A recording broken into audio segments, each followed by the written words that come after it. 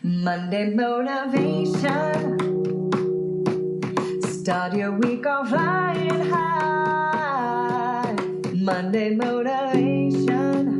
It's your time to rise and shine.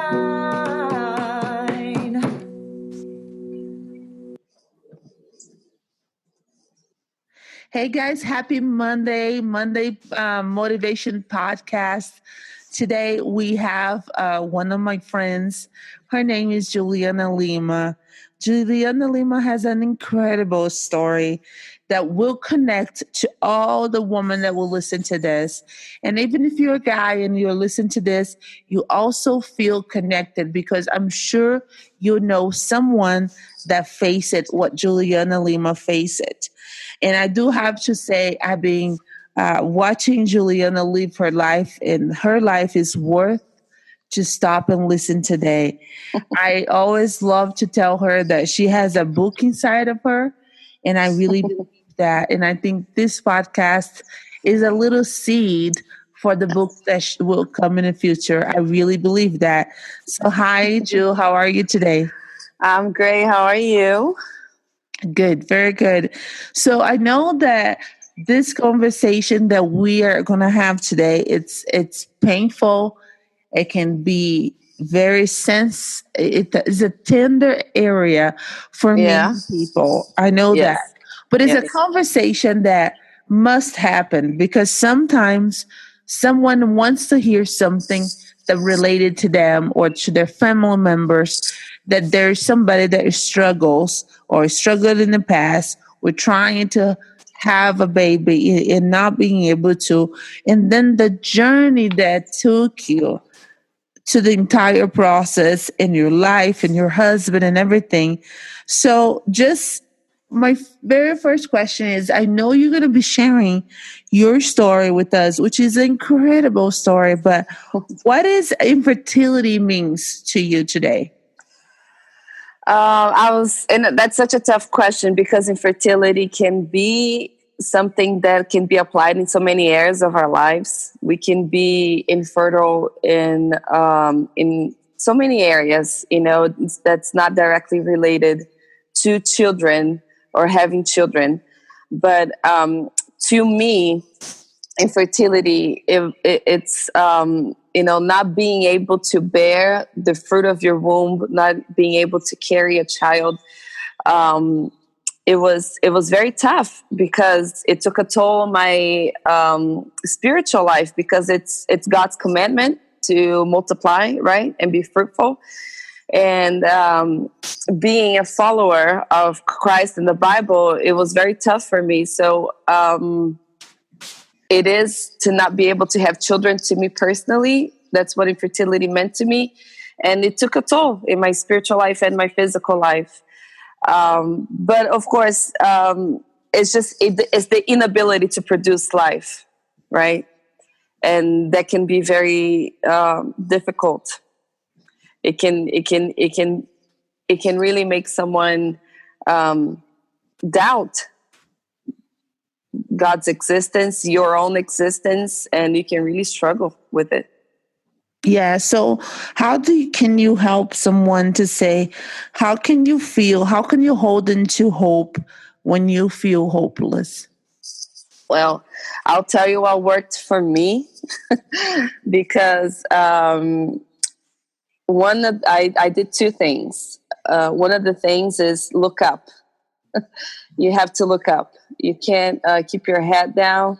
You have to look up and you have to keep going. And I love a Bible verse, Psalms 121, verse 1 and 2, that says that I lift my eyes to the mountains. Where does my help come from? And every day when I needed hope, when I was struggling through five and a half years, Wow. I just looked up. I looked up and I was like, oh Lord, I don't know where my help is coming from, really, actually, but it's coming from you in some area somehow. And so look up always. Look up to God. Look up to the heavens and just just ask him for, for guidance. And I praised God. I praised God through music day and night. I would pick a song that would speak to me.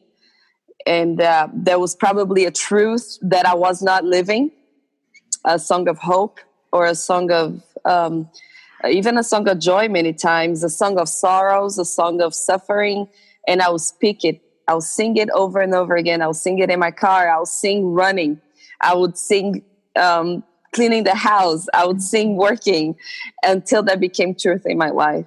So I looked up and I praised God, and that helped me a lot to bring hope to my heart.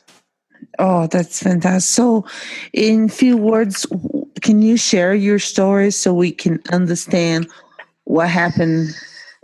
Yes. Well, how do I summarize the story? But we were married for 5 years, my husband and I, and we went through a horrific car accident. And we decided to then not wait any longer to conceive, because, nobody's ever ready. Everybody wants more money to have children. And we were like, that's it. We never know how long we're going to last in this earth. So let's have babies.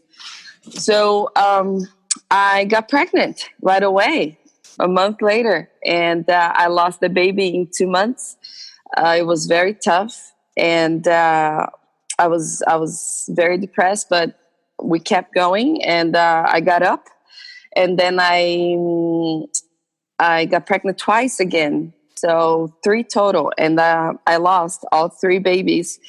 And so once I started going through a bunch of struggles, we decided to do more testing besides the ones that women normally do to find out what's wrong with them.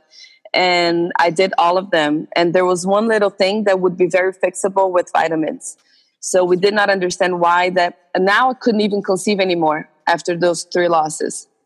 So what happened was they decided to test my husband for something that it's very uncommon, which is chromosomal problems. And it was him, actually, not me. So he has genetic mosaicism. And so 3 of his chromosomes are completely messed up. So when the chances of us conceiving was minimal, like to none, almost in existence. And my doctor said, well, the only way that you would be able to conceive is through infertile IVF. And I said, okay, we're going to do it.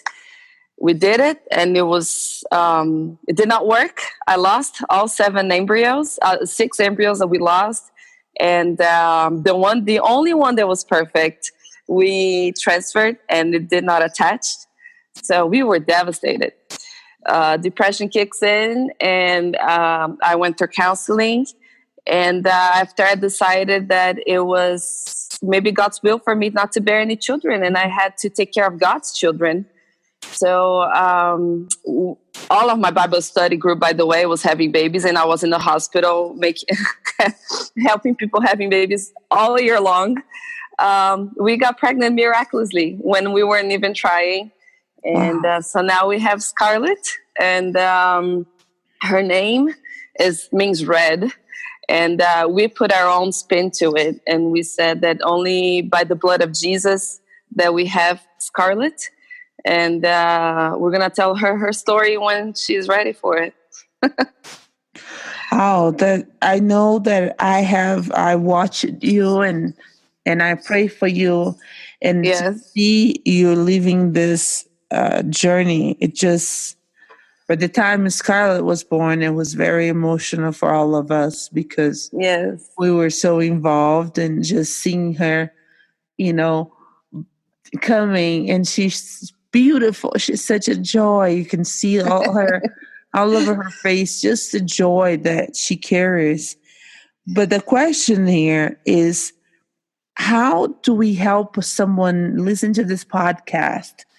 How do we help someone that has to get through years of discourage, of years of being sad, years of feeling that things do not happen for them? What do you want to tell them? I read a quote the other day that I posted years ago. Facebook has that on this day, and it's crazy to see the things that I wrote. I don't even know how I those came out of my heart or where I read them. But it says the suffering is the fertilizer to the roots of character. That's very deep. And it is so true. And suffering can really make you or break you, right? And I decided to take suffering, and I said it was going to make me and not break me. It was hard. I'm not saying it wasn't, it was easy. By no means. I had my dark days. I had my questionable days where I questioned God's love for me. I questioned my existence. I was like, God, I have more babies. I have 10 babies in heaven total with my embryos. And what am I doing here on earth? Take me up. And it was very tough. But suffering, if you focus in God, that's my take. He will make you. He will make you, and he will make you bloom in the time that he wants. And you just got to take one day at a time. It's not easy. In the case of infertility, it's so tough because when we see your friends having babies, and when you see kids 10 years younger than you having babies, and they're like, oh, I didn't even try, and or people that are not even married, haven't built their life yet, and ended up getting pregnant teenagers. That's really tough. And it's tough because it reminds you of what you don't have. Those people have nothing wrong with them. Right. They have their own story, and that's okay. But it reminds you of the things that you don't have. And it's so tough. Right. And I would look to them and say, that's their story. That's not my story. God has my story, and it will unfold into a beautiful picture one day that I cannot see it today. It's foggy. It's not clear today, but that's okay. So take one day at a time. Look up, because and one thing that I had to come to the realization also was that though I wanted to have babies more than anything in the world, it would not be the end of me. Wow. There is more to give to the world besides having babies. And I could leave a legacy through many other people and children. There's so much social work to be done. And that's actually where I was going before I got pregnant. I was going to go into not shelters, what do you call, places where they have foster babies. They haven't yet been adopted or have not been to homes. And there's a place here in Atlanta that you go and you can just hold them and take care of them throughout the day. And that's actually what I was going to do, get involved with. And then that happened. But, take one day at a time, look up, and let the suffering be the fertilizer to your character. Let it, it's such an amazing journey. I'll tell you, when we're suffering, it feels horrible, but just keep going, because you will see through. There's one day that something's going to click. God's going to show up somehow. You're going to have a realization, and things do get better. That is fantastic. This, just to listen to you, encourages my heart to know it's true, because we suffer in different ways. Yes, yes. I'm suffering building my business because it's so painful to get all the inspections and the permits, and we're waiting on that. But to know that that's the fertilizer, Yes, it's okay. We're going to get through this. And everybody has their own battles that they're facing, that they have to, face it for that season.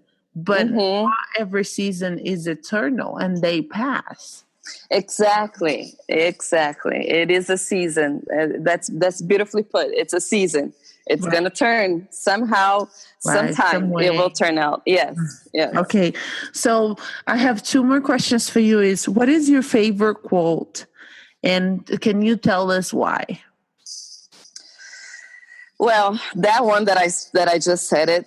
Of course, suffering is the fertilizer to the roots of character, and I just said it basically. But I do want to say Romans 8:28 from the Bible because that was another turning point for me. It says that we know that in all things God works for the good of those who love God and who have been called according to His purpose. And I love that because when I was questioning God a lot, I don't remember which pregnancy it was exactly, or if it was after the pregnancies and it was through the IVF. But I do remember I was so mad at God and I was questioning Him and I was just going at Him like, why don't you love me? You know, haven't I done everything for you? And he reminded me of this Bible verse, and I picked up my Bible and I wanted to read it again. And when I read it, and he was like, you don't believe in this. And I was like, so you want me to believe that infertility is going to work for my good? And God told me, yes, it will work for your good. And I was like, okay. And literally I almost got like a spanking of the Holy Spirit. He was like, you either believe it or you leave it because you're not living what you're preaching. And that was rough. I was like, okay, you know what? Where am I going to go if only Him has the words of eternal life, right? Yeah. I have to turn to Him still, even if I'm mad at Him. So what I did was I said, I'm going to believe it. And I kept saying, when I was really mad, I mean, Rebecca, there were days I was so mad. And I was like, okay, God. It was almost like Sarah when she laughed at God because He said she was going to have a baby. And she's like, haha. And I was like, okay, all of this is going to work for my good somehow. It was almost like I was being, how do you say? I really didn't mean it, you know? But I was going to say it until it became truth in my heart. Wow. And it did. And when I really started believing it to the point where I was like, someone's going to drop a baby in my doorstep. Wow. And it's going to work for my good. So that was my make it or break it, basically. And I take the Bible verse, and whenever we face struggles, or someone especially faces struggles and come to talk to me, and I say it, if you love God and you live according to His purpose, don't worry, everything's going to work out for your good. Oh, that's so good. It's tough. It's actually because so many people mention that Bible verse. How many times have we heard it, right? Yeah. And it's easy to say it when, you know, it's small things, like buying a car, you know, or, you know, it's going to work for my good. But when it's a life or death situation and you have to believe it, man, that's a turning point. When you have to actually apply those words into your life, oh God, it's tough. It's tough. Applying that to life and actually having that, just having that, that belief, you know, that being positive the whole time. No, it's going to work for my good. It's rough, but the darkest moments, it's when you have to say those things. You know? Absolutely. And my last question for you is for someone to have a better Monday. Okay, this podcast name is Monday Motivation, to help you through the week. So, what would be your word or your advice for somebody that wakes up on Monday and is completely deals with infertility in so many areas of their heart? Okay. And how to get through Monday, how to get through that? Like, what would be your encouragement for them? I would say put God first. put God first. When you wake up, just put him first in your heart, put him first in your thoughts. That's the first thing I do every morning. And especially when you're going through a rough time, that's what you want to do. I put God first. The second thing I did was say a prayer. Always say a little prayer, say a little thanks, give him a little gratitude, or maybe ask a request, but just talk to God. Prayer is really just talk. Mm-hmm. And then pick a favorite song and sing it. I think that's, music has such a powerful tool in our lives. When we don't want to work out, we put that upbeat song and we're working out.